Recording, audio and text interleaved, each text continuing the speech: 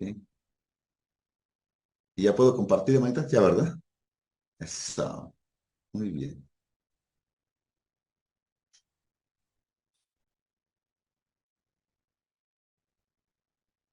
Bueno, pues bienvenidos todos a la clase de literatura profética del Antiguo Testamento. Ya vimos a los profetas anteriores y empezamos a ver a los posteriores. Bueno, ya hemos avanzado también con los posteriores. Ya vimos la vida de Isaías, Jeremías, Ezequiel. Y bueno, vamos a empezar a ver a los profetas menores.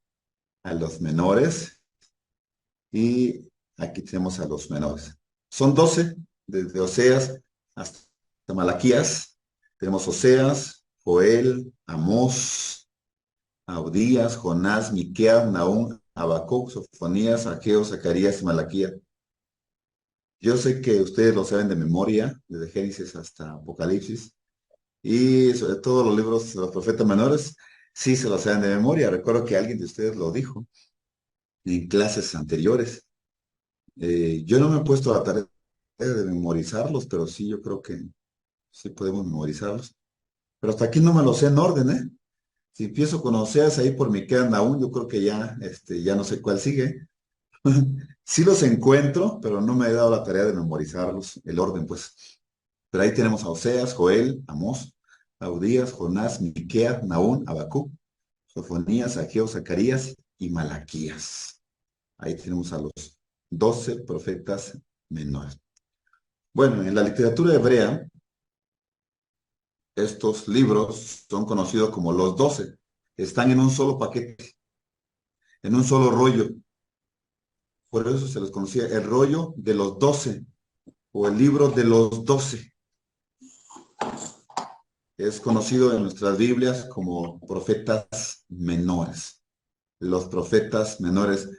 Eh, el libro de los 12 es en alusión a los 12 profetas que ejercieron su ministerio en Israel, la parte norte del país o el reino del norte, mejor conocido así. Y también algunos trabajaron, llevaron a cabo su ministerio para el reino del sur, que es Judá. Varios de ellos trabajaron antes y otros después de la época exílica, es decir, de los 70 años que Judá estuvo allá en Babilonia. Esos 70 años profetizados por Jeremías. Jeremías nos da el número exacto. Tanto Isaías, Jeremías nos hablan del lugar, pero Jeremías nos habla del número exacto. Y Ezequiel, pues Ezequiel le toca profetizar justo allá en Babilonia, ahí junto al río Quebar, dice Ezequiel. La frase menores, pensando en los 12, debe de ser entendida, ¿sí? Son menores desde la perspectiva de la extensión de la obra literaria. ¿Verdad? Hay libros que solo tienen un capítulo o lo que nosotros llamamos como capítulos. Hay que entender que la Biblia en su original no tiene capítulos ni tiene versículos. ¿Verdad? Eso fue un trabajo más tarde para ayudarnos a nosotros, para poder seccionarlos por temas. Eso es muy importante. Son libros, bueno, son libros cortos a comparación de los profetas mayores, o a los que nosotros llamamos mayores. Pensemos otra vez en Isaías, Jeremías, Ezequiel, y ahí sumamos a Daniel y a Lamentaciones, ¿verdad? ¿Qué vemos en los profetas menores? Vemos la voluntad de Dios expresada al pueblo de Israel. Dice, ellos anunciaron la voluntad divina al pueblo en diversos periodos históricos. El mensaje de ellos, es decir, de los profetas menores, se guardó de generación en generación. Y esto es muy importante, hasta que después del exilio, o sea, cuando terminaron los 70 años en Babilonia, se reunió en una sola obra, en una sola obra. Por eso los conocemos como el libro de los 12, el libro de los 12. Por ejemplo, tenemos a Amós,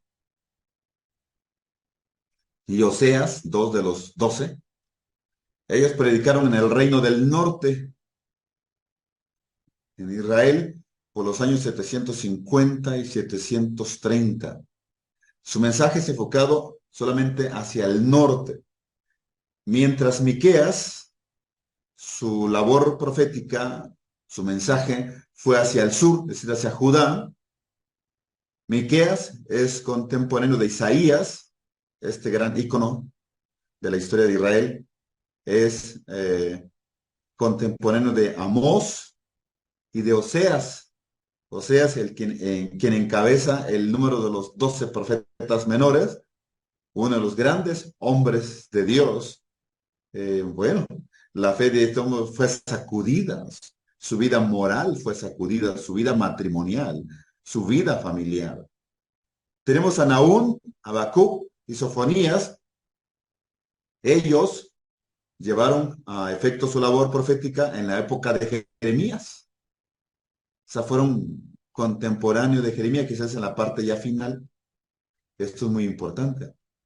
Y Ageo y Zacarías, ellos transmitieron la revelación divina para terminar el exilio en Babilonia, como profetas del exilio, llaman algunos opos exilio, casi ya al terminar.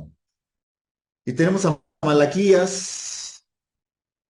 Malaquías, el tema del profeta es el amor de Dios, el amor de Dios. Dios ama al pueblo, Dios ama a los hebreos, a los judíos, y se ve expreso así en su totalidad el amor de Dios a través de Malaquías. No así el pueblo. El pueblo en el tiempo de Malaquías se alejó de Dios, al grado que su ofrenda no era completa, la honra a Dios no lo era. Bueno, sin embargo, Dios trata con el pueblo. Malaquías hizo lo propio como medio siglo después de que el pueblo de Israel regresa a Jerusalén. Al final, aunque provienen de diversos momentos del periodo posexílico, no es posible precisar la fecha de los libros de Joel. Joel es distinguido por su misión profética, su labor profética. Siempre dice, en aquel día, una de las frases muy usadas por Joel. Joel nos va a profetizar la venida del Espíritu Santo. Nos habla del ayuno, nos habla de la oración, la importancia de convocar al pueblo de Dios, hablando de Judá en ese tiempo, para orar, para ayunar. Y Dios habla duro a través de Joel, Abdías. Él nos va a hablar de algunas naciones que Dios va a castigar. Y Jonás, muy conocido entre el pueblo cristiano, Jonás como el profeta desobediente, así como hablamos de Jeremías, el profeta llorón.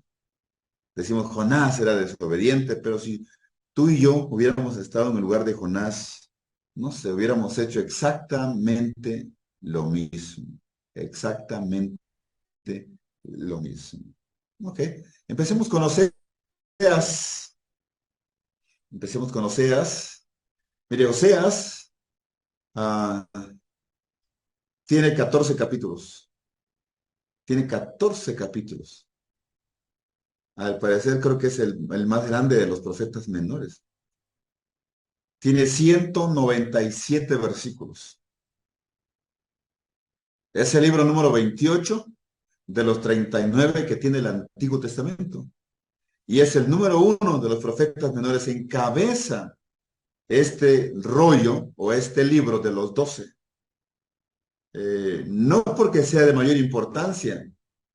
Yo me imagino, al estudiar las introducciones de estos libros, que encabeza la lista o encabeza el libro de los 12, porque quizás fue como fueron saliendo, como se fueron encontrando en la literatura profética de Israel. Por ejemplo, Oseas es identificado como el hijo de Beri. Dice Oseas capítulo 1, palabra de Jehová que vino a Oseas, hijo de Beeri, en días de Usías, de Jotán, de Acaz y Ezequías. Dice, reyes de Judá, Y en día de Jeroboam, hijo de Joás, rey de Judá. Pero dice, hijo de Beeri. Bueno, tenemos que Oseas llevó a cabo su ministerio en el reino del norte. Recuerde que Israel estaba dividido, el reino del norte y el reino del sur. Si estamos hablando del año 750, 730, ¿qué me indica esto? Que Israel del norte, el reino del norte, aún no había caído, aún no ha sido destruido. El sur menos. El reino del norte fue destruido por Asiria, teniendo el reino del norte como capital a Samaria. Fueron destruidos en el año 721, 722. Entonces, de 750 a 722 ya es menos el tiempo, ya es corto, ya es cuestión de años para la caída, ¿no? de Samaria como reino del norte. Pero Judá cayó en manos de Babilonia en el año 586, entonces son más años, ¿no? Ahí, eh, más de siglo y medio, imagínense. Entonces sí es más tiempo. Oseas comunicó el mensaje al reino del norte cuando Jeroboam II era el rey en Israel del norte. Jeroboam también es el nombre del primer rey del reino del norte, porque tuvieron dos Jeroboam, y este es el segundo. En esta época de Jeroboam del norte, Israel creció económicamente, su poderío creció, se fortalecieron las relaciones con otros países. Pero también tenemos a Usías, a Jotán, a Acaz y Jeremías en Judá, en el sur. Usías, um, tal vez lo recordamos porque era como familiar de Isaías. De hecho, el rey Usías es el que muere cuando Isaías arranca su ministerio, cuando él va al templo, hablando de Isaías, va al templo, y allá en el templo Dios le da a Isaías una visión. Si se acuerda de esto, eso es muy importante. Ahí tenemos a Oseas. Entonces, Oseas es un profeta que tuvo relaciones con otros profetas, tanto del sur como del norte, aunque él se enfocó más hacia el sur. ¿Ok? Hacia el sur. Por ejemplo, Oseas profetizó la caída de Samaria. La caída de Samaria. Samaria por muchos años fue la capital del reino del norte. Hace rato mencionaba que Samaria cayó en manos de los asirios en el año 721, 722. Ahora, si pensamos en el libro de Oseas, pudiera dividirse en dos partes. La primera, asuntos personales y familiares del profeta.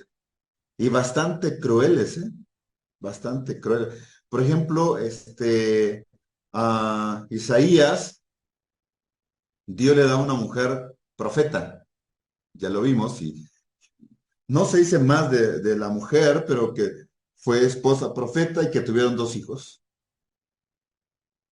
Isaías, un ícono en la historia, un gran profeta. Eh, Me imagino que tuvieron un excelente matrimonio, una vida familiar bastante ejemplar.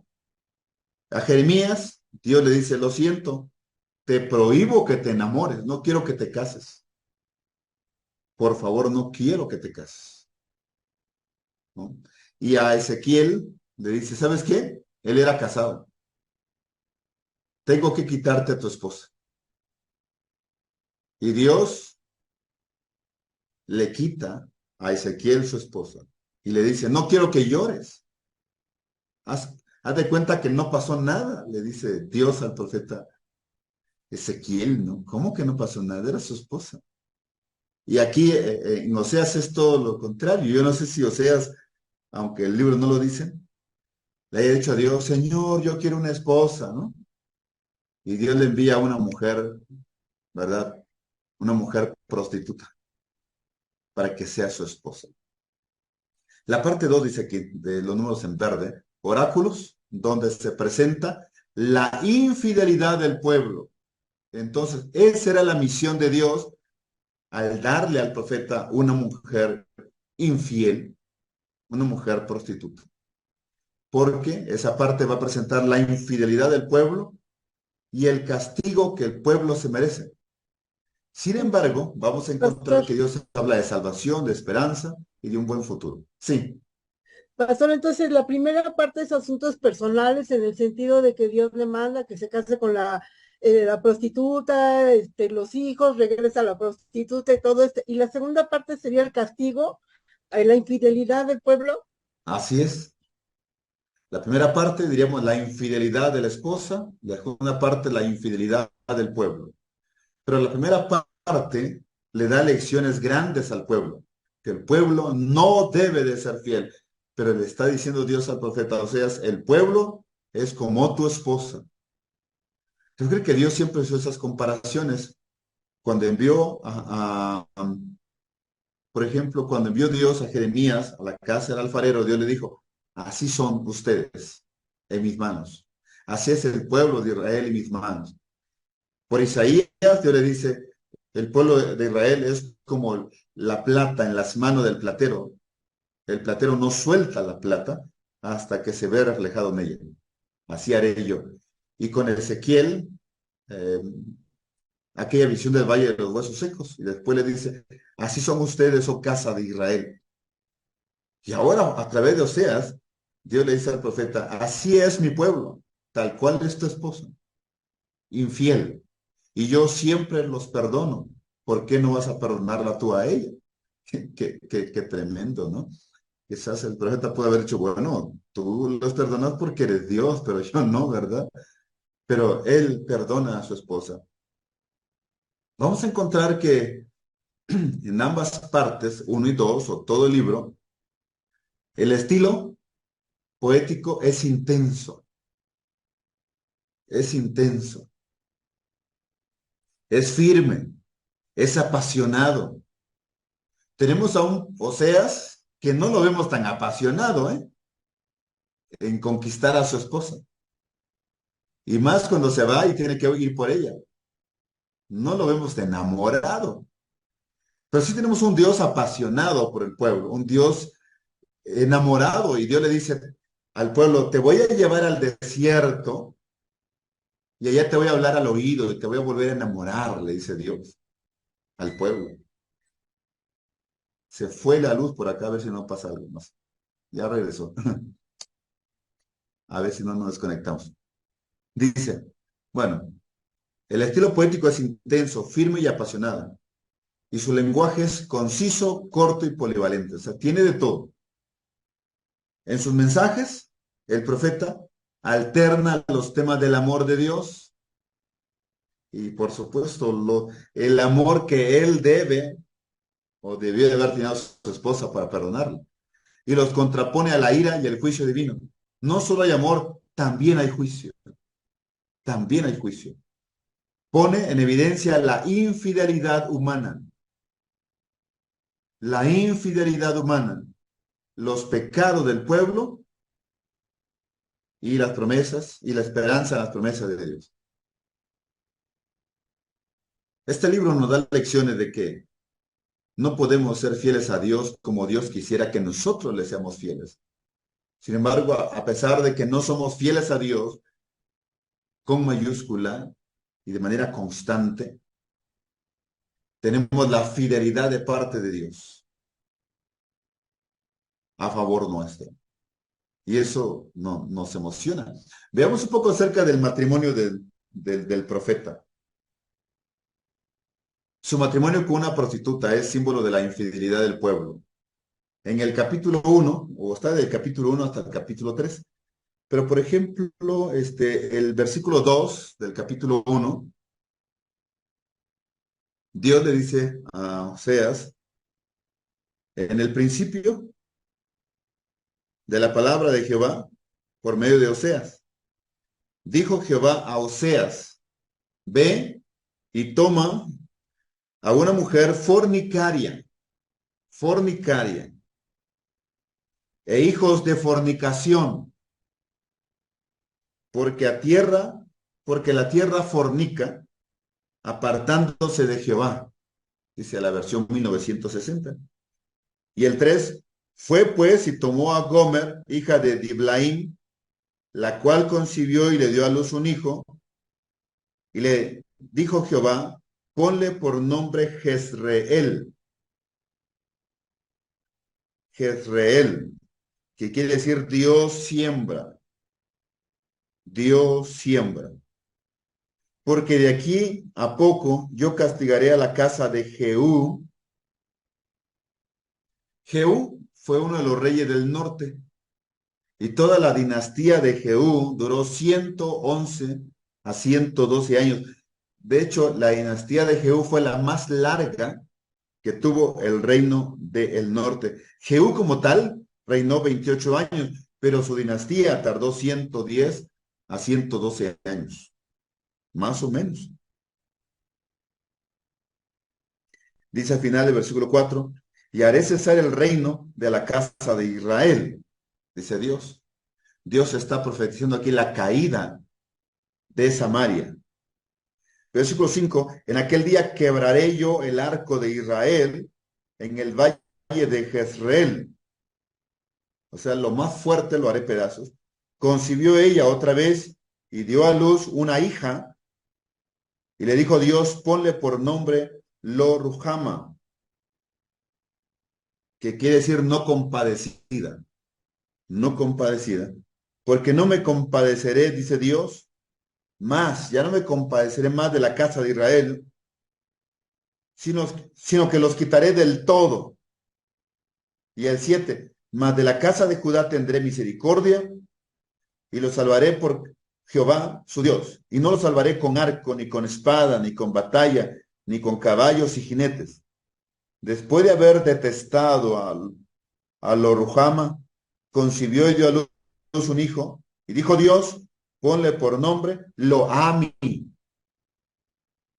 Y Loami quiere decir, no pueblo mío, o no son mi pueblo, porque vosotros sois mi pueblo, porque vosotros no sois mi pueblo, dice Dios, ni yo seré vuestro Dios. Con todo, será el número de los hijos de Israel como la arena del mar. Aquí está la promesa de Dios a Abraham, Isaac, Jacob. Dios es fiel, que no se puede medir, hablando de la arena del mar, no se puede medir ni contar. Y en el lugar en donde les fue dicho, vosotros no sois pueblo mío, les será dicho, sois hijos del Dios viviente. Y recuerda que esta frase la usa Pedro para llamar a Jesús. Tú eres el Cristo, el Hijo del Dios viviente. Y se congregarán los hijos de Judá y los hijos de Israel y nombrarán un solo jefe y subirán de la tierra porque el día de Jezreel será grande. Decid a vuestro hermano Ami y a vuestra hermana Ruhama, contended con vuestra madre, contended, porque ella no es mi mujer, ni yo su marido. Aparte, pues, sus fornicaciones de su rostro y sus adulterios de entre sus pechos. Usted no ve aún Oseas convencido, para nada. No sea que yo la despoje y la desnude y la ponga como el día en que nació, la haga como un desierto, la deje como tierra seca y la mate de sed. Ni tendré misericordia de sus hijos, porque son hijos de prostitución, porque su madre se prostituyó, la que le dio a luz se deshonró, porque dijo, iré tras mis amantes, que me dan mi pan y mi agua, mi lana y mi lino, mi aceite y mi bebida. Por tanto, he aquí yo rodearé de espinos su camino, y la cercaré con seto, y no hallará sus caminos. Seto es cerca. Seguirá sus amantes, y no los alcanzará. Los buscará y no los hallará. Entonces dirá, iré y me volveré a mi primer marido, porque mejor me iba entonces que ahora, ¿no? Como el mensaje de Dios a una de las iglesias en Apocalipsis, ¿no? que vuelva a su primer amor. Dice el versículo 8, y ella, la mujer de Osed, dice, no reconoció que yo le daba el trigo, el vino y el aceite, es decir, que en casa no le faltaba nada para comer, y que la multipliqué, le multipliqué la plata y el oro que ofrecían a Baal. Es muy posible que esta mujer de Osed, es muy posible, según la tradición hebrea, que haya sido una de las sacerdotisas de Baal. Imagínense, ¿no? Una de las sacerdotisas de Baal, quienes practicaban la prostitución en público, en público. Dice el 9, por tanto, yo volveré y tomaré mi trigo a su tiempo y vino a su sazón, y quitaré mi lana y mi lino que había dado para cubrir su desnudez, y ahora descubriré yo su locura delante de los ojos de sus amantes, y nadie la librará de mi mano. Haré cesar todo su gozo, sus fiestas, su luna nueva y su día de reposo, y todas sus festividades. Y haré talar sus vides y sus higueras, de las cuales dijo, mi salario son, salario que me han dado mis amantes, y las reduciré a matorral o hierbas, y las comerán las bestias del campo, y las castigaré por los días en que incensaba a los Baales. Por eso es muy probable que se haya sido sacerdotisa de Baal, y se adornaba de los arcillos y de sus joyeles, y se iba tras sus amantes, y se olvidaba de mí, dice Jehová. Está hablando, por un lado, de la esposa del profeta, pero apunta hacia el pueblo de Israel. 14. Pero he aquí, yo la atraeré y la llevaré al desierto y hablaré a su corazón. Vea a Dios, un Dios amoroso, un Dios amante. A pesar de que tú y yo siempre le somos infieles a Dios, Dios nos ama. Su fidelidad es grande. 15. Y le daré sus viñas desde ahí y el valle de Acor por puerta de esperanza. Y ahí cantará como en los tiempos de su juventud y como en el día de su subida de la tierra de Egipto. En aquel tiempo, dice Jehová, me llamarás Ishi, quiere decir Baali o mi señor o mi marido, porque quitaré de su boca los nombres de los Baales y nunca más se mencionarán sus nombres.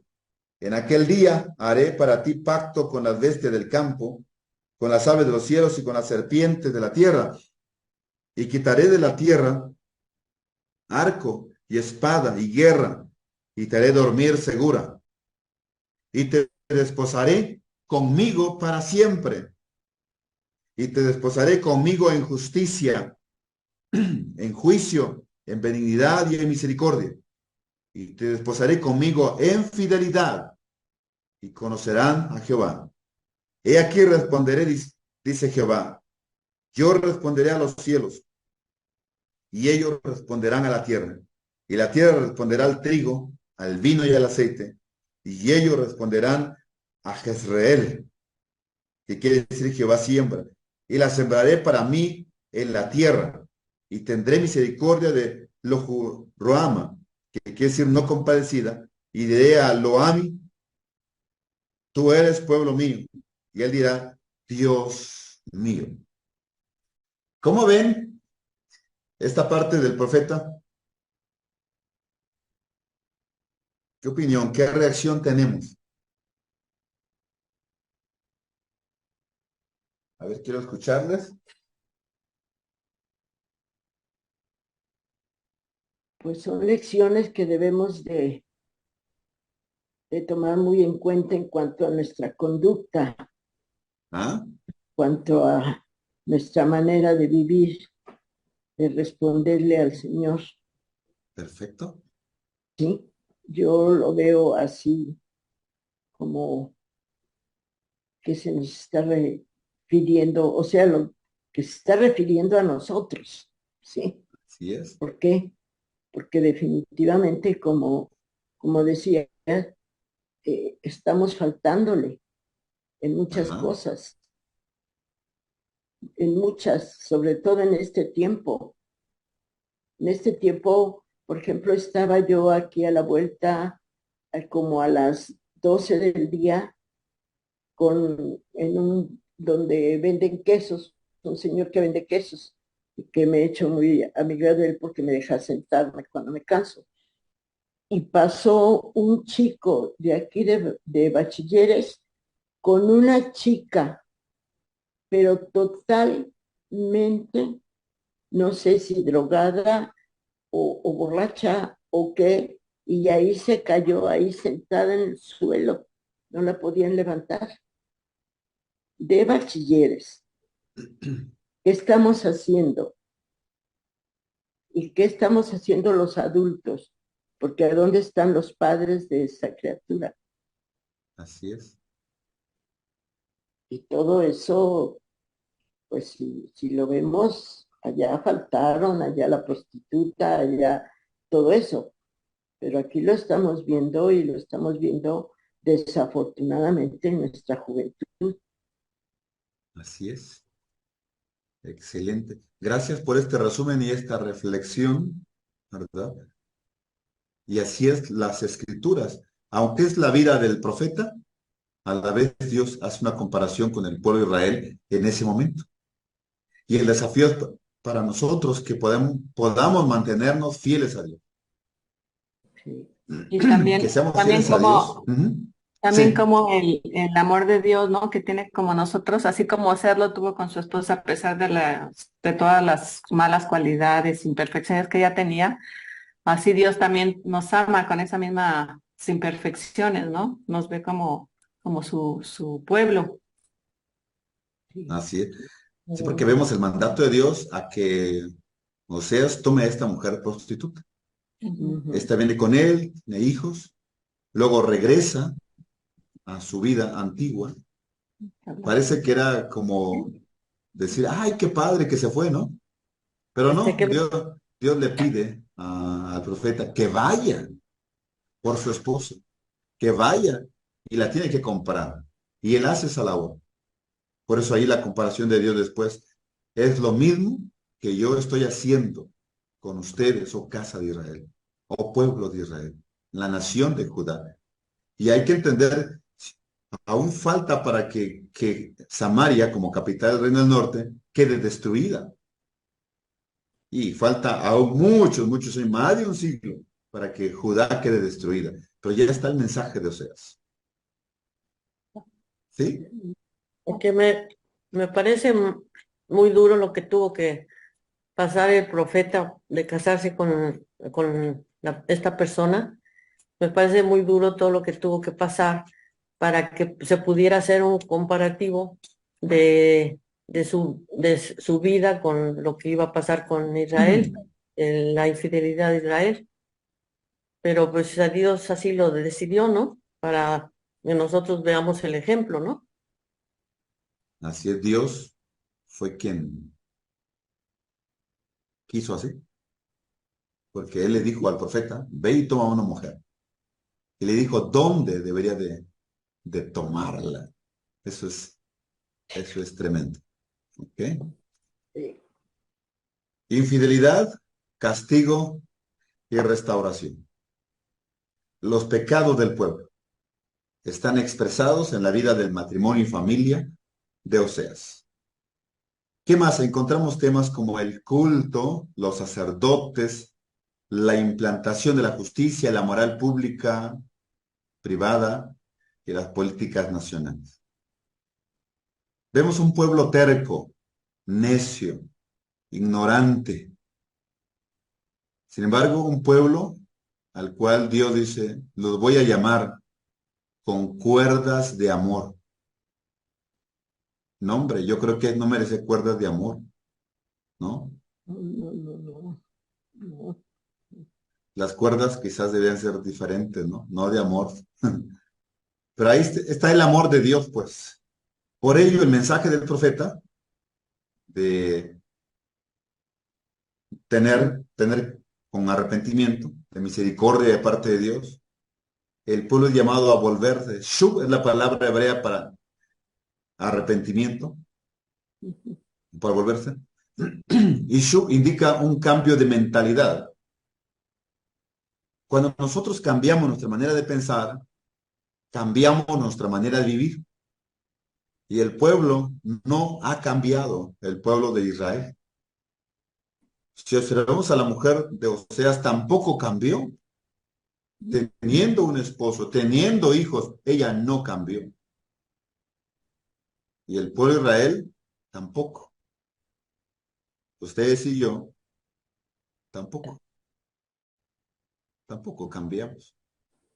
Por eso nuestra hermana nos decía, ¿dónde estamos los adultos? ¿Qué estamos haciendo los adultos? Algo no hicimos bien, algo dejamos de hacer para que estas generaciones iban de esta manera. ¿Qué estamos haciendo nosotros como iglesia? ¿No? ¿Qué hemos dejado de hacer como iglesia? Por ejemplo, en Oseas, Dios dice, mi pueblo fue destruido por falta de conocimiento. Y le llama a ellos tortas no volteadas. Tortas no volteadas. Como que no sintieron el tiempo, eran niños, jóvenes, y al instante eran ya adultos, ancianos. O sea, no vieron cómo pasaron de jóvenes a ancianos. Su juventud se fue rápido. Cuando reaccionan, ya son ancianos. Dice Dios, tantos años que les pedí que se volvieran y nunca lo hicieron. Y cuando se volvieron a los Baales, menos a mí, dice Dios. Por eso dice, mientras juraba yo a Israel, dice en el capítulo 7, mientras juraba yo a Israel, que era el reino del norte, se descubrió la iniquidad de Efraín, que es otro nombre con que se le conoce al reino del norte, y las maldades de Samaria, que era la capital del reino. O sea, no había un lugar donde no estuvieran infectados, donde no hubiera maldad, todo Israel, Efraín, Samaria, porque hicieron engaño, y entra el ladrón y el salteador y despoja por fuera. Si no hay seguridad, todos ellos arden como un horno, dice, y devoraron a sus jueces, cayeron sus reyes. No hay entre ellos ni uno solo que clame a mí, dice Dios. Dice Oseas 7:6, 7:8. Efraín se ha mezclado con los demás pueblos. Efraín fue torta no volteada. Devoraron en extraño su fuerza y él no lo supo. Y aún sus canas le han cubierto y él no lo supo. No se volvieron a Dios ni lo buscaron. Aunque yo, dice el Señor, yo los enseñé, yo los fortalecí con mis brazos. A pesar de eso, contra mí pensaron mal. Se volvieron, pero no al Altísimo. Eso fue tremendo. Y todo el libro de Oseas, tenemos un Dios compasivo, lleno de amor, pero ellos no se volvieron a Dios. Los reyes, quienes tuvieron la oportunidad de llamar al pueblo al arrepentimiento, no lo hicieron. No lo hicieron. Tuvieron la oportunidad de servir a Dios y no lo hicieron. Al contrario, se multiplicaron los altares de prostitución en el reino del norte. Por eso dice Oseas 9:10, Efraín fue herido, su raíz está seca, o sea, no volverá, no dará más fruto. Aunque engendren, yo mataré lo deseable de su vientre, dice Dios. Por eso, si usted conoce la historia, cuando fueron llevados cautivos, esas 10 tribus nunca regresaron hasta el día de hoy. Es lo que dice Dios acá. Efraín fue herido, su raíz está seca, no dará fruto. Aunque engendren, yo los acabaré. Acabaré con lo deseable de su vientre. Eso es tremendo de parte de Dios. Bastante Bastante tremendo. Por eso dice Dios, ustedes van a gritar, cúbranos los collados, cúbranos. O sea, porque no van a clamar a Dios. Sin embargo, dice, con cuerdas humanas los traje, con cuerdas de amor, dice Dios. ¿Puede imaginarse a Dios todavía expresando amor hacia ellos? Dice Dios, mi corazón se conmueve dentro de mí, se inflama mi corazón de compasión, porque soy Dios y no soy hombre. Soy el santo en medio de ustedes y no entraré en la ciudad. Una ciudad que está de corrupción, llena de corrupción. Por eso el consejo es, vuélvete a Dios, guarda misericordia y juicio, y en tu Dios confía siempre. Sin embargo, se dice que Israel provocó a Dios con amarguras. Es decir, tal cual dice Génesis 6:6, a Dios le dolió en su corazón. Aquí como que se repite la historia. Dice Dios, seré para ellos como un león, como un leopardo en el camino. Los espantaré, los acabaré, los devoraré, acabaré con ellos. Y dice, te perdiste, oh Israel, te perdiste. Dice Dios, mas en mí está tu ayuda. Mas en mí está tu ayuda.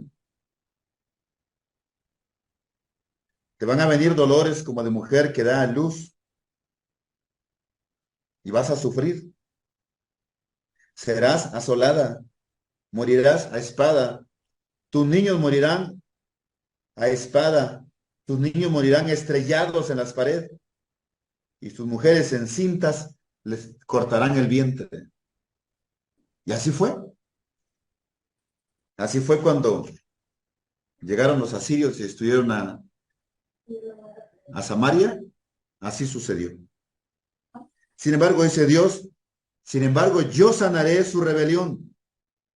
Los amaré por pura gracia, porque mi ira se apartó de ellos. Es tremendo, ¿eh? Pero es más grande el amor de Dios, ¿se da cuenta? Aún así es más grande el amor de Dios. Vamos a Joel, el profeta. Vamos al profeta Joel. Joel es el libro número 29 de los 39 que tiene el Antiguo Testamento. Y es el segundo de los profetas menores. Es muy probable que haya sido escrito por los años 835-739. Tiene 3 capítulos y 73 versículos. O sea, fue escrito antes de Oseas. Puede imaginarse, antes de Oseas. Joel es un nombre teofórico. ¿Por qué creen? A ver si recordamos un poquito.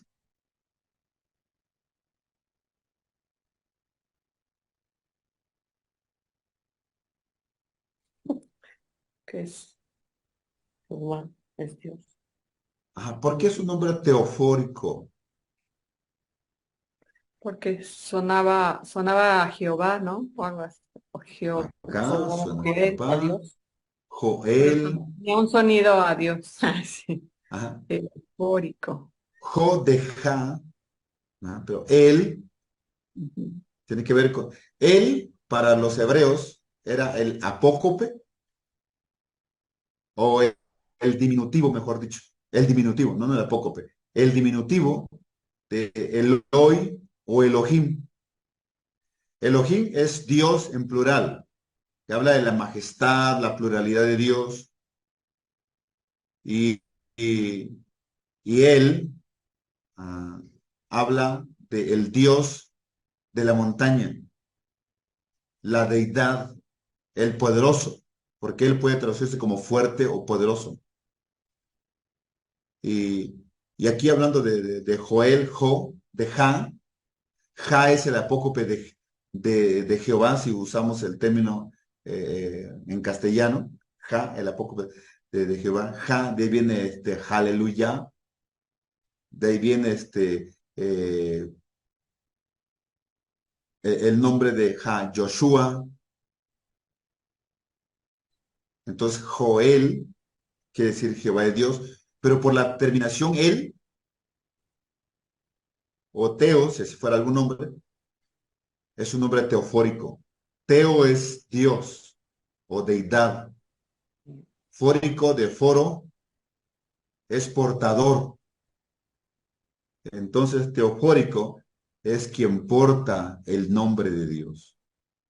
Joel es un nombre teofórico porque porta el nombre de Dios. Los que terminan con él, Joel, Misael. ¿Quién más? Deme nombres que terminen con él en la Biblia. Daniel, Daniel, Emanuel, Daniel, Samuel, Manuel, Jaleel, Jaasiel, las hijas de Samuel, Zelofejad, Osiel, Samuel, ajá, Salatiel, y también los que terminan con Ías, como Isaías, Jeremías, ¿no? Elías, Ajá, Abdías, y no, Sofonías, bueno. menos Ardías, ajá. Ahí están los nombres. El libro de Joel es una predicación profética. Llama al pueblo al arrepentimiento, o sea, queremos que cambies. Joel era hijo de Petuel, dice Joel capítulo 1, versículo 1. Palabra de Jehová que vino a Joel, hijo de Petuel. Petuel quiere decir joven de Dios, y Petuel también es un nombre teofórico, porque termina con él. Los mensajes de Joel son de gran importancia teológica, al grado que el apóstol Pedro lo cita en el día de Pentecostés, aunque quien escribe Hechos es Lucas, ¿no? Y quien aparece en el relato es Pedro, pero quien escribe Hechos es Lucas. Y en el día de Pentecostal o el día de Pentecostés se recuerda la profecía de Joel, es decir, la venida del Espíritu Santo.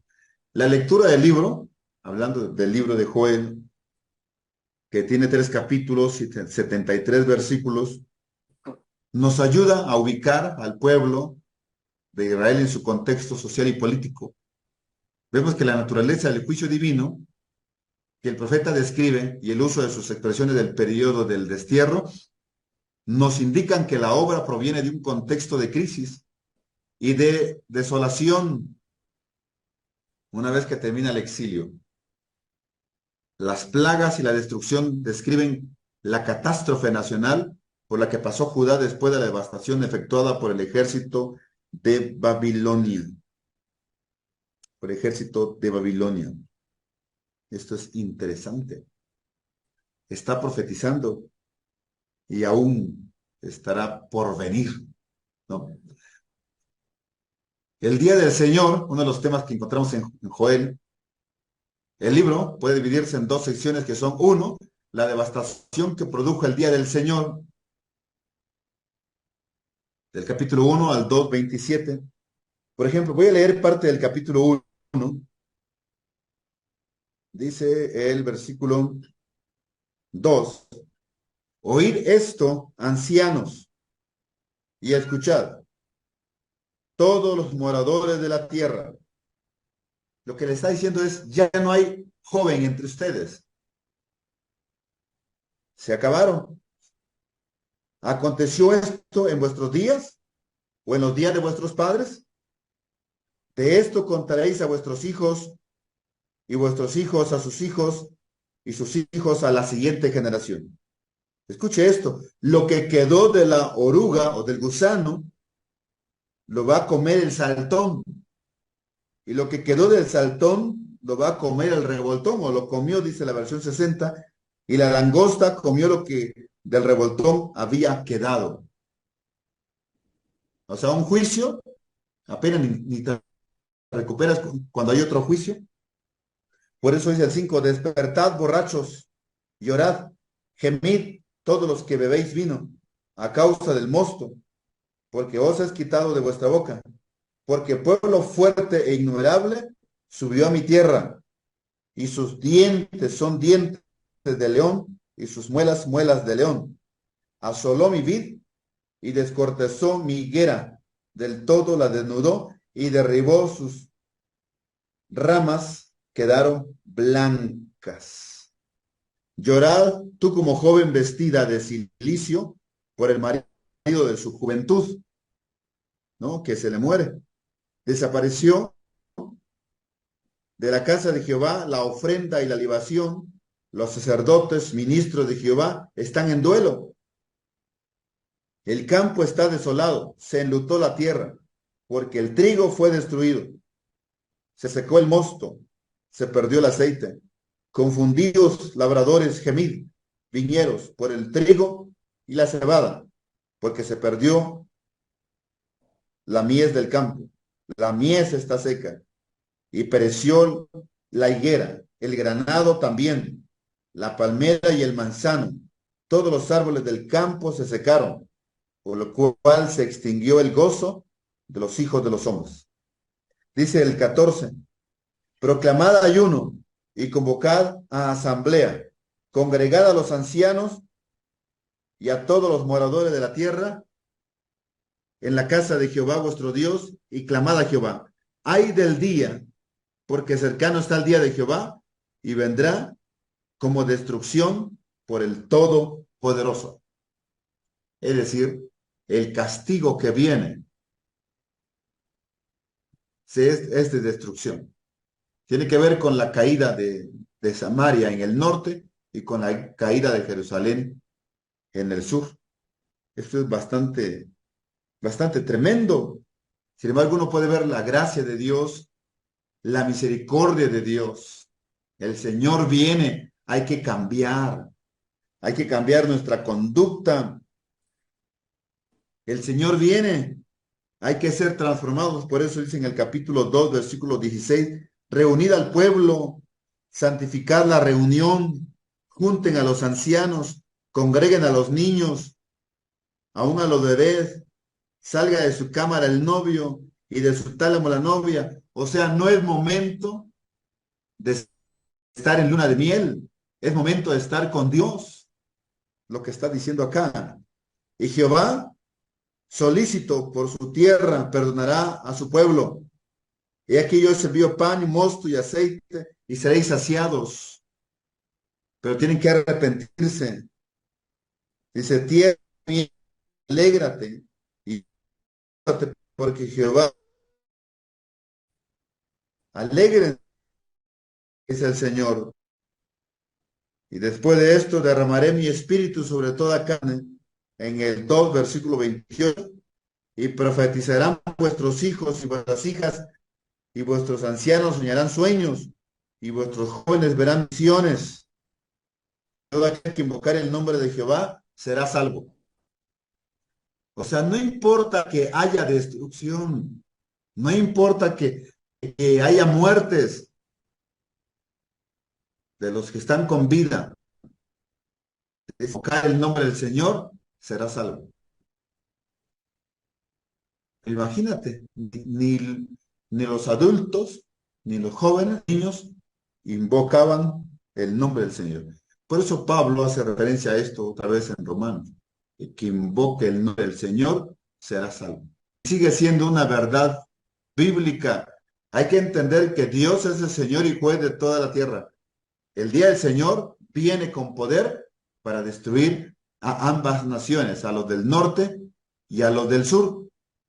Esa destrucción viene para la gente fiel al mensaje divino del Señor, que va a ser de pleno gozo y de restauración. Van a pasar por esta disciplina, pero serán restaurados.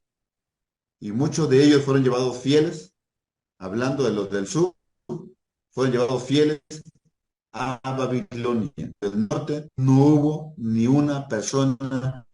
Por eso hubo destrucción total y volvieron a su tierra. Para Joel, solo la humillación nacional puede ver, mover y promover la acción divina. Nadie más. Y viene Dios con todo, con todo, toda la intención de destruir y acabar con un pueblo que siempre, siempre le fue infiel. Dice Jehová de su pueblo y la fortalecerá. Y él es fortaleza para sus hijos, aun cuando ellos no fueron fieles a él. Ok, ¿algún comentario de Joel? Me da miedo. Ah, Sí, sí, cuando leía esto, no, no es posible. Del norte no hay un solo fiel, y del sur sí hubieron fieles. Tenemos a Daniel, ¿se acuerdan? Aunque fueron llevados fieles, ahí está Daniel, está Ezequiel, están los amigos de Daniel. Más tarde vemos a Esther, vemos a Edras, a Nehemías, a Zorobabel. O sea, sí hubo gente fiel, un tal Josué. Bueno, sí hubo gente fiel a quienes se les conoce como el remanente.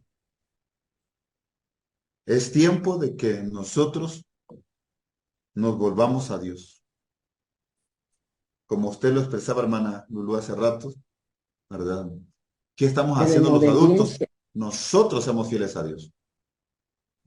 Hay que vivir en constante obediencia. Ok. O sea que se podría decir que se enfoca básicamente a las promesas de la restauración al invocarlo, ¿no? Ajá. O Y sea, cómo nadie quiere volverse, pero si alguien invoca mi nombre, será salvo. ujú. Por eso Todos habla lo del van. derramamiento de espíritu, ¿no? De la Ajá. promesa. Derramaré mi espíritu. Ujú. Y hoy en día no podemos quejarnos. Tenemos al Espíritu de Dios viviendo en nosotros. Ujú. Cada vez que el Espíritu Santo nos lleve a un momento de humillación y de volvernos a Dios, hay que escucharle, hay que obedecerle. Dios sigue siendo el Dios que permitió la destrucción de su pueblo y el Dios que permite la restauración del pueblo. Porque Isaías contaba aquella historia, no vendrán cantando y llorando, pero vendrán con gozo a la vez. Aquella generación que deja Babilonia y regresa. Aún cuando son varios siglos, estaba esta profecía. El libro de Amós Ay, es el libro número 30 de los 39 del Antiguo y el 3 de los profetas menores. El método de Amós es totalmente profético,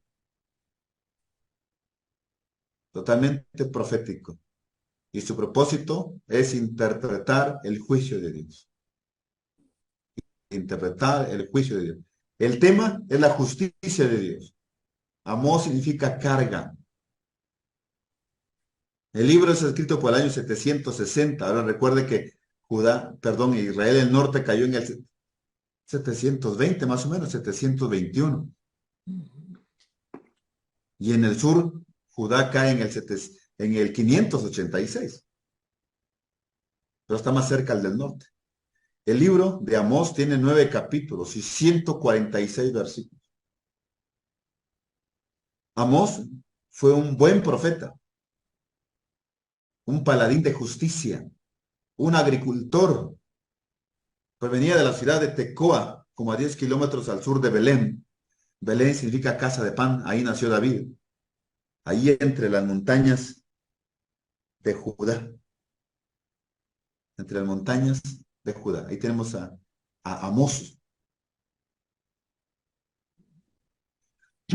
Dios llama a Amós de los trabajos relacionados al ganado y a la agricultura y lo convierte en profeta. Vamos al capítulo 7, versículo 15, voy a leerlo acá. Dice el profeta, y Jehová me tomó de detrás del ganado, muy parecido a David, ¿se acuerda?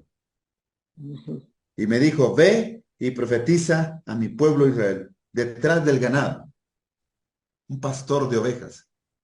Así fue David, pero a diferencia de Amós, a David lo hizo rey. ¿Ok? Era del sur y Dios lo llamó a predicar al norte, ¿no?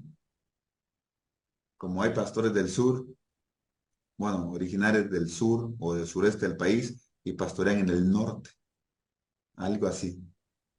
Su mensaje no fue bien recibido. Bueno, ¿quién quiere escuchar un mensaje de juicio? ¿Quién quiere hacerlo? La tarea profética de Amós se llevó a efecto en el año 750, durante el reinado de Jeroboam. Los pecados del pueblo eran en lo económico. Hay una brecha entre los ricos y los pobres. Es decir, solo habían dos clases, los de arriba y los de abajo. Así es en Guatemala, por ejemplo. Están los ricos y los pobres. No hay clase media. Pues en la nuestra, pues ahí se va, ¿no? Los ricos son dos, tres familias que controlan el país. Y esa estrella afloja en mantener la clase media en el país. Al paso que vamos, parece que al final puede quedar solamente los de arriba y los de abajo, en el nuestro, ¿no? Esperamos que nuestro país pueda recuperar su economía, que es el deseo como mexicanos. Dos, los sectores más apoderados de la sociedad no manifestaron solidaridad ni respeto a las necesidades del pueblo. El deterioro en los sistemas de justicia, qué tremendo, con cosas pequeñas hacían injusticia más que justicia. La ineficiencia en los tribunales. Por ejemplo, vamos al capítulo 2, versículos 6 y 7.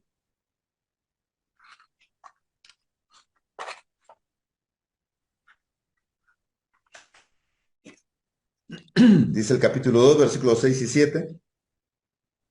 Así ha dicho Jehová, por 3 pecados de Israel y por el cuarto no revocaré su castigo. Escuche esto, porque vendieron por dinero al justo. 2, y al pobre por un par de zapatos. O sea, me gustan tus zapatos, llévatelo, ¿no? Pero déjame tus zapatos. Pisotean en el polvo de la tierra las cabezas de los desvalidos. Vea lo que hacían. Y tuercen el camino de los humildes. Y el hijo y su padre se llegan a la misma joven. Terrible. Profanando mi santo nombre, dice el Señor. Vamos al capítulo 5, versículos 7 al 12.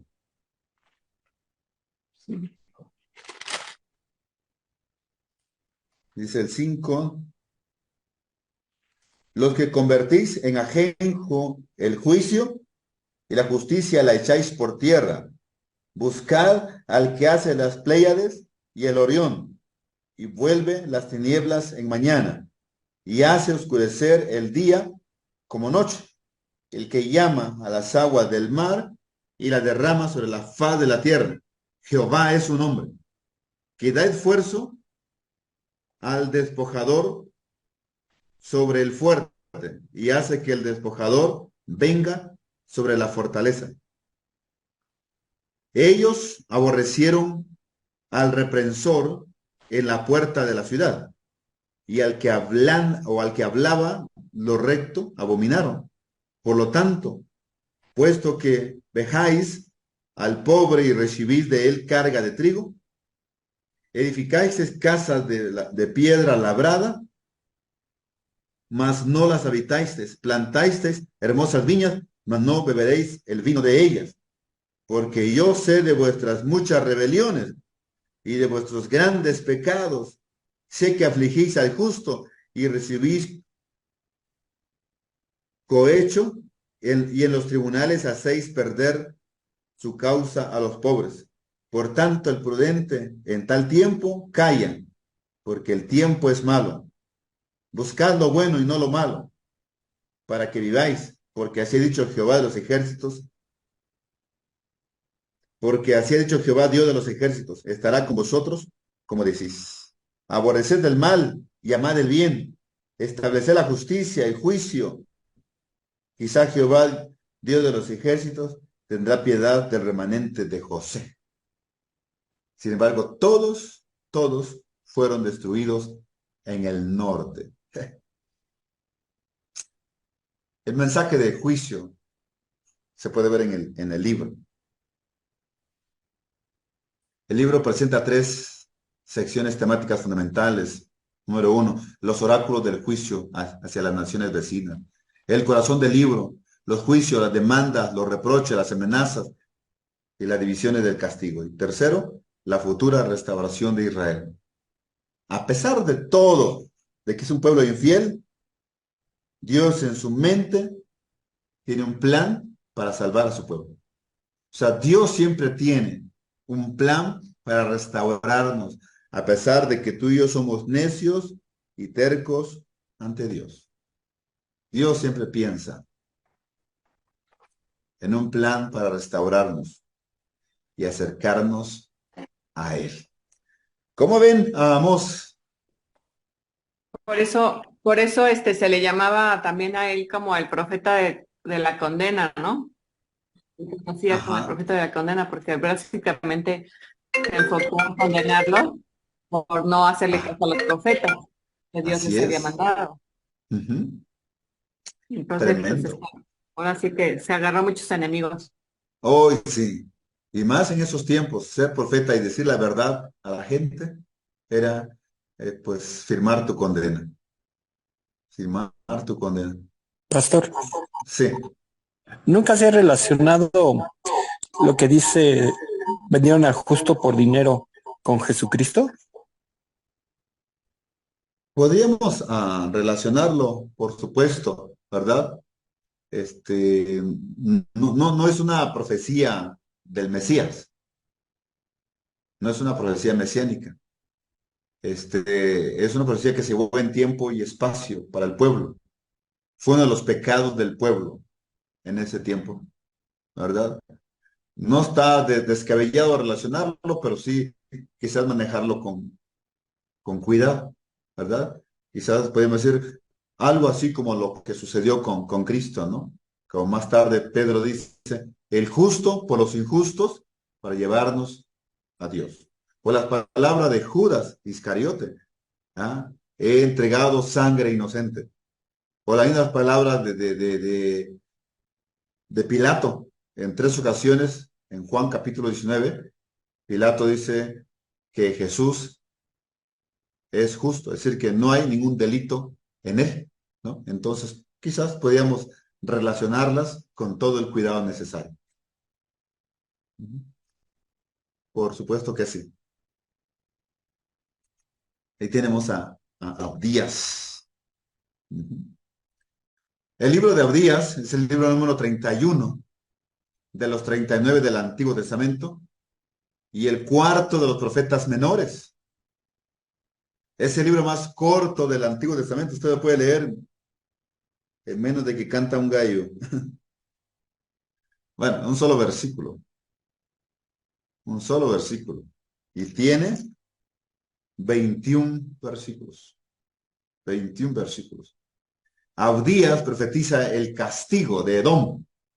Edom quiere decir rojo. Hace referencia a Esaú.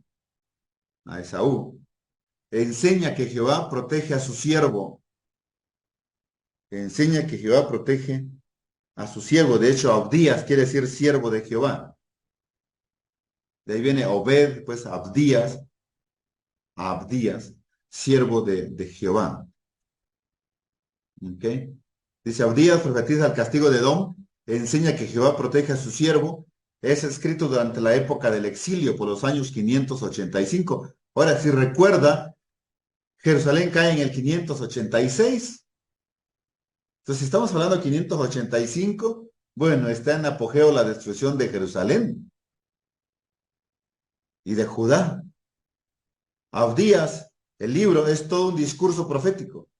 El nombre significa siervo de Jehová. El libro tiene solo un capítulo y 21 versículos. Así que usted lo puede leer así de rápido.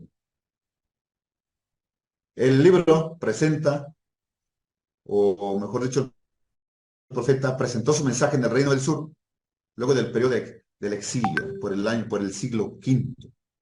La obra literaria es corta, precisa, directa, firme y clara. Usted lo lee y queda sin preguntas.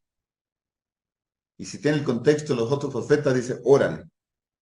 Su objetivo, como libro, es presentar un apasionado mensaje de rechazo, de reproche al pueblo de Edom por falta de solidaridad y su traición durante la crisis de Judá. En lugar de quizás de serse amigo de Judá, bueno, no hicieron un buen trabajo ahí.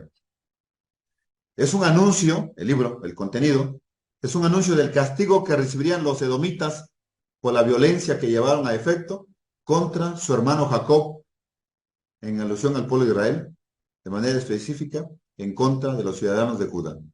Por ejemplo, el corazón del mensaje de Abdías es nacionalista, de gran valor ético.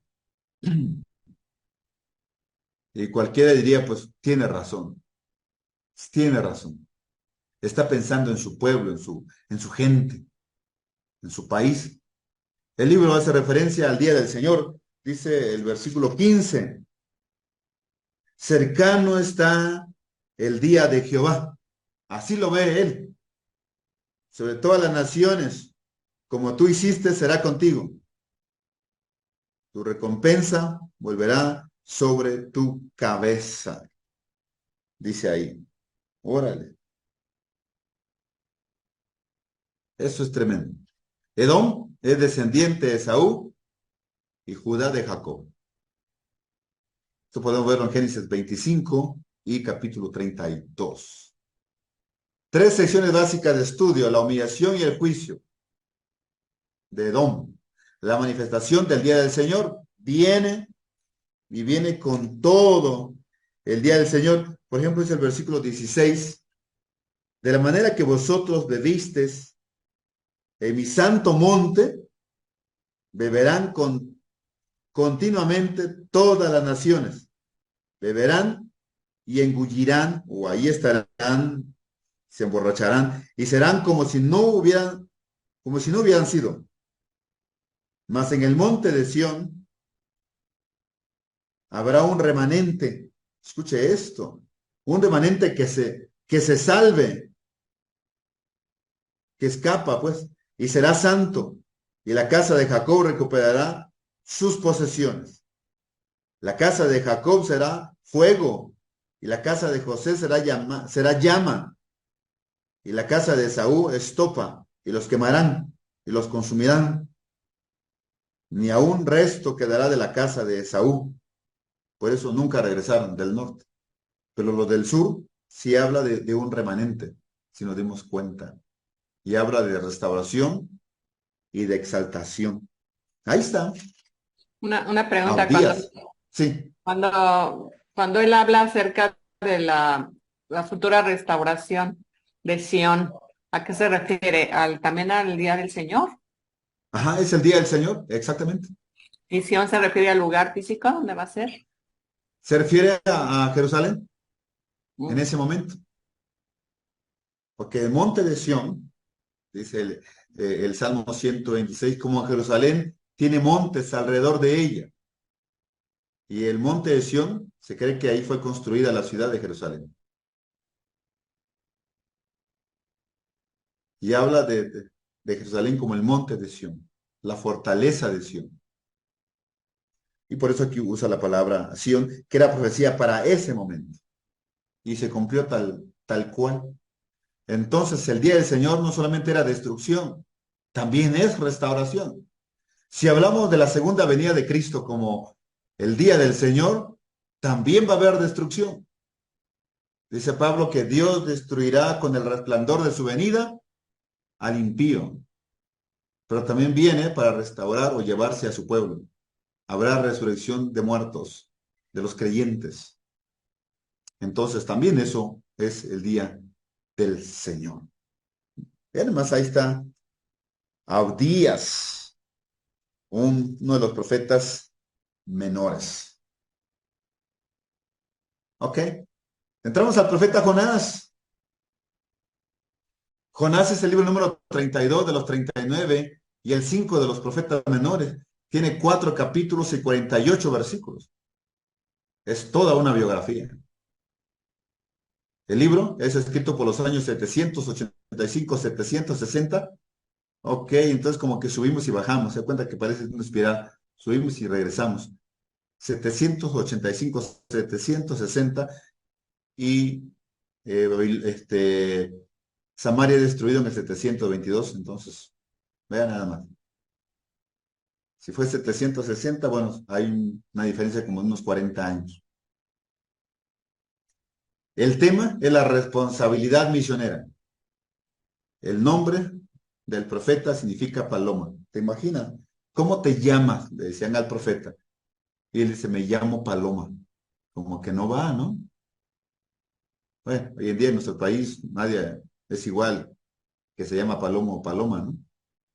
Pero para ese tiempo, ¿cómo te llamas? Me llamo Paloma. Es que ahí se usaban las palomas mensajeras, yo creo, ¿no? Pero no había Sí, teléfono. pues sí, ándale.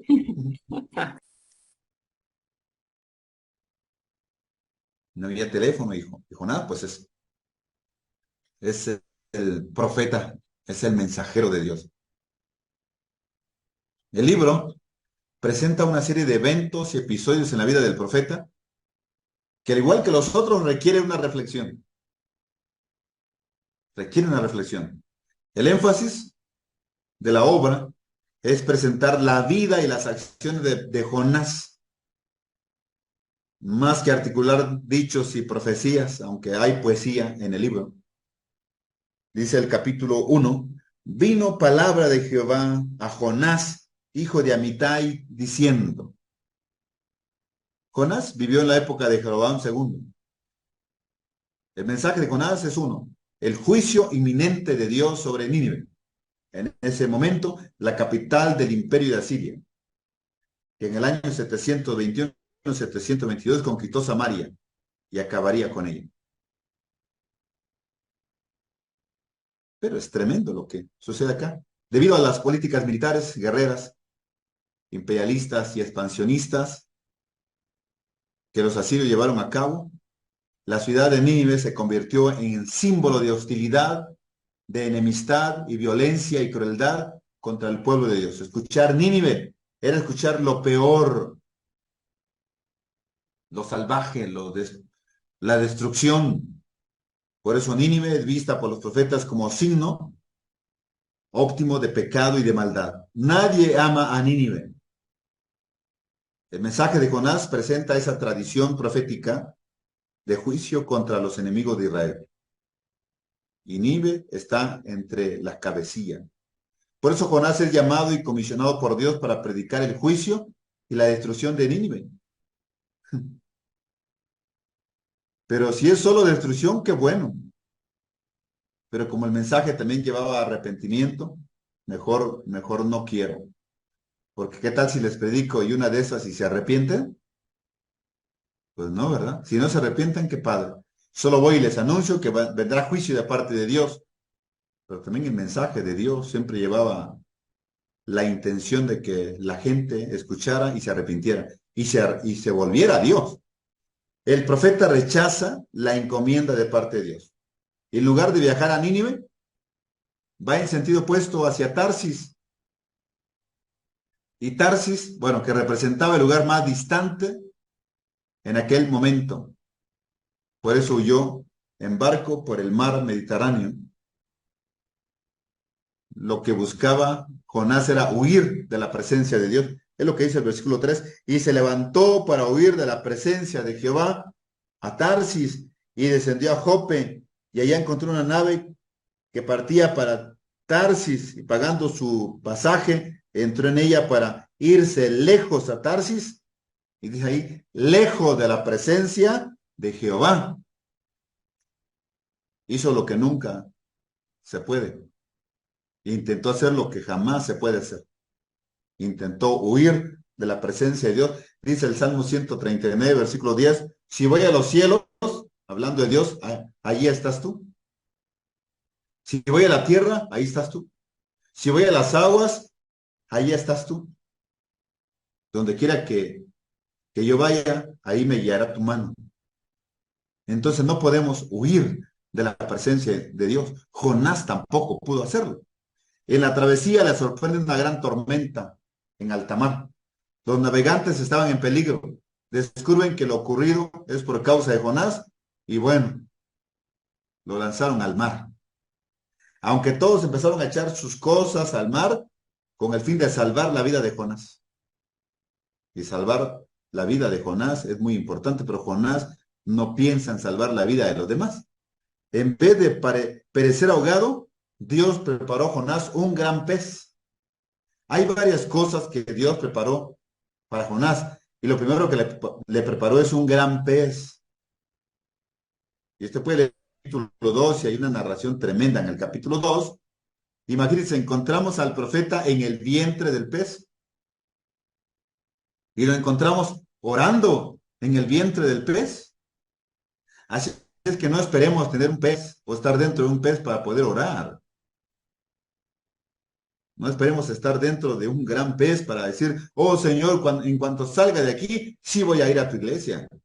En cuanto salga de aquí, sí voy a servirte, sí te voy a ser fiel, sí voy a evangelizar, Señor. ¿Cómo estaba orando dentro del pez? ¿No? ¿Te imaginas? Y Dios ordenó al pez para que vomitara a Jonás. ¿Y qué creen que hizo el pez? ¿Obedeció a Dios o no obedeció? El pez sí obedece y Jonás no. ¿Cómo es posible que el pez sí obedece a Dios y Jonás no obedece? Jonás va a Nínive porque dice el capítulo 3, vino palabra de Jehová por segunda vez a Jonás diciendo, levántate y ve a Nínive, aquella gran ciudad, y proclama en ella el mensaje que yo te diré. Y Jonás se levantó y fue a Nínive, conforme a la palabra de Jehová. ¿Por qué esperar estar en el vientre del pez y salir? ¿Cómo saldría Jonás del pez? ¿Se imagina? ¿Cómo estaría su piel, su ropa, toda destruida? ¿No? Toda destruida su ropa, su piel toda lastimada. Él en el capítulo 2 le dice a Dios, la tierra echó sus cerrojos sobre mí. Desde el seno del Seol clamé. Me rodeó la corriente. Descendí a los cimientos de los montes. Le dice él a Dios, mas tú sacaste mi vida de la sepultura. Cuando mi alma desfallecía allá dentro del pez, me acordé de Jehová, oré al Señor y Dios me respondió. Porque Dios no es como Jonás. Dios no es como tú y como yo. Dios nos escucha desde donde nosotros estemos. Y Jonás fue a Nínive y empezó a predicar. ¿Pero qué creen? Al profeta no le gusta la respuesta de su predicación. Ahora, no es un mensaje de amor. Dice el mensaje de Jonás. Dice el versículo 4. Y comenzó Jonás a entrar por la ciudad camino de un día y predicaba diciendo, de aquí a 40 días, Nínive será destruida. O sea, Jonás no está diciendo, oigan, si se arrepienten, Dios les ama mucho. No, les quedan 39 días, les quedan 38 y los va contando.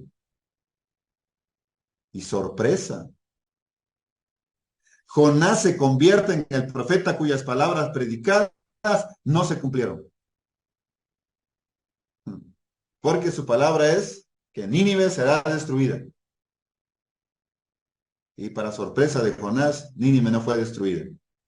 Dios le enseñó a Jonás el valor de las personas y el poder de la misericordia de Dios.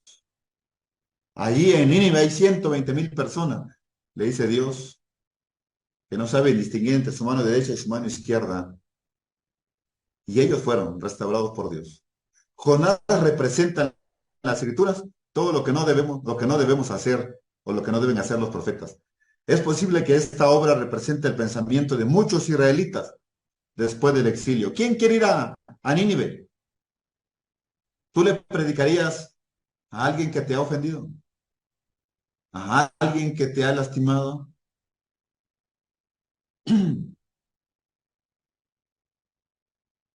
terriblemente escuchaba de un pastor hace unos 5 años, algo así, asesinaron a uno de sus hijos, o a su único hijo, no sé exactamente.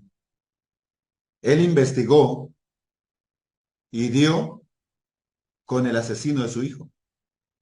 Este asesino llega a la cárcel. Como él tenía mucha influencia en el gobierno, él es pastor, le dieron oportunidad que llegara a la celda donde estaba el asesino de su hijo. Y le dijeron, no va a haber guardias ese día. Tú puedes ir hasta donde está la celda del asesino de tu hijo. Es tuyo, es tu tiempo, es tu hora, le dijeron al pastor. Si quieres ir armado, hazlo. Si quieres golpearlo, hasta matarlo, hazlo. Es tu tiempo. ¿Te imaginas? Y el pastor estuvo orando aquella noche antes de que llegara el día para ir, porque había bastante coraje en él, pero empezó a orar al Señor. Y él lloró mucho aquella noche y dijo, sí voy. Y cuando llega a la cárcel y está cerca de la celda, le dicen, ¿qué traes? ¿No? Porque le pidieron que llevara algo para acabar con aquel hombre. Es tu única oportunidad. Tienes tanto tiempo. Y le pidieron que mostrara el arma que él iba a llevar. Y él sacó de su bolsa una Biblia y dijo, este es el arma que traigo, ¿no? Y le dijeron, pues tú sabrás lo que harás. Y llegó a la celda de aquel hombre, del asesino de su hijo, y le empezó a compartir el evangelio. Entre lágrimas, entre corajes, molestias y todo, le compartió a Cristo Jesús. Y aquel hombre aceptó a Cristo en la cárcel. Aún está en la cárcel, pero aceptó a Cristo Jesús. Cuando escuchaba esto, dije, qué tremendo, ¿verdad? Y como conocemos al pastor, decíamos, bueno, es que es Dios quien hace eso, con cuerdas de amor, dice Dios, ¿no? En lugar de querer destruirlo. Entonces, el propósito de la destrucción es que al final haya restauración. El propósito de la disciplina es que al final el hombre sea humillado y sea restaurado con Dios. Las promesas de Dios no, no están cautivas en las nacionalidades, en las etnias o en las fronteras de los pueblos. Al contrario, donde se presente una necesidad humana, la misericordia de Dios está disponible. En el Nuevo Testamento Jesús relaciona su muerte con la experiencia del profeta Jonás. Fue lo que dijo Jesús, ¿no? Así como Jonás estuvo 3 días y 3 noches en el vientre del pez, dijo Jesús, así estará el Hijo del Hombre en el corazón de la tierra. Eso es tremendo. ¿Pero qué creen? En el vientre del pez y en la tumba de Jesús no pueden detener, o el vientre del pez y la tumba de Jesús no pueden detener la manifestación plena de la voluntad de Dios en medio de la historia humana. Dios sacó a Jonás del vientre del pez y así se salvaron 120,000 personas. Dios sacó a Jesús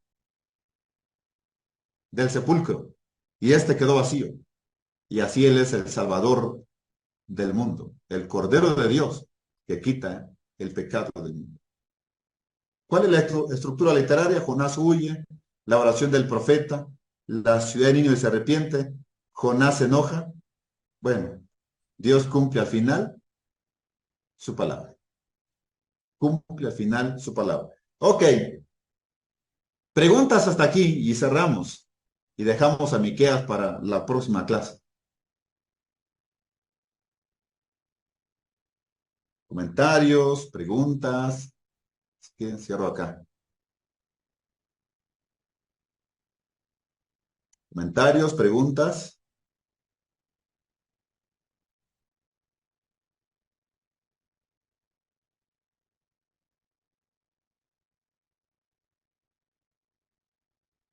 ¿Todo bien? ¿Sí? Ok.